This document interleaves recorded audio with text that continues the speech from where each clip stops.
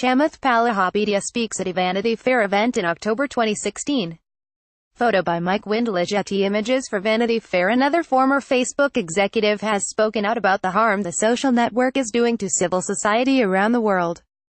Chamath Palihapitiya, who joined Facebook in 2007 and became its vice president for user growth, said he feels tremendous guilt about the company he helped make.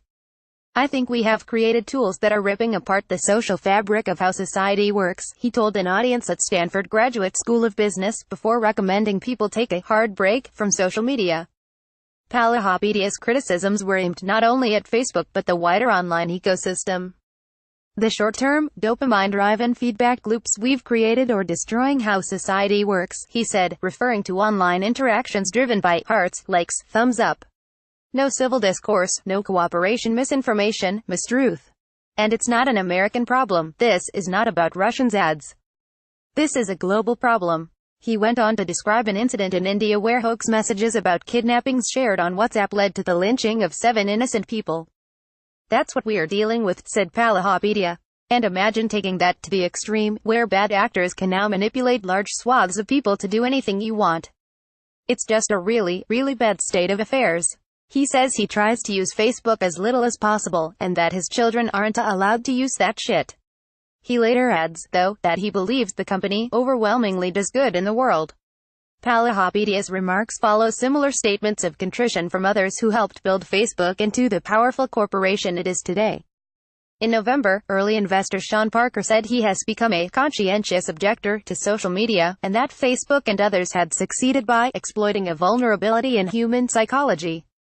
A former product manager at the company, Antonio Garcia Martinez, has said Facebook lies about its ability to influence individuals based on the data it collects on them, and wrote a book, Chaos Monkeys, about his work at the firm. These former employees have all spoken out at a time when worry about Facebook's power is reaching fever pitch.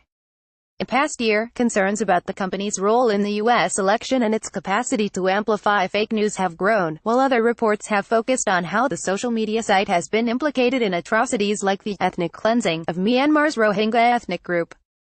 In his talk, Palihapitiya criticized not only Facebook but Silicon Valley's entire system of venture capital funding. He said that investors pump money into shitty, useless, idiotic companies, rather than addressing real problems like climate change and disease. Palihapitiya currently runs his own VC firm, Social Capital, which focuses on funding companies in sectors like healthcare and education. Palihapitiya also notes that although tech investors seem almighty, they've achieved their power more through luck than skill. "Everybody's bullshitting," he said. "If you're in a seat, and you have good deal flow, and you have precious capital, and there's a massive tailwind of technological change, over time you get one of the 20 companies that become successful and you look like a genius.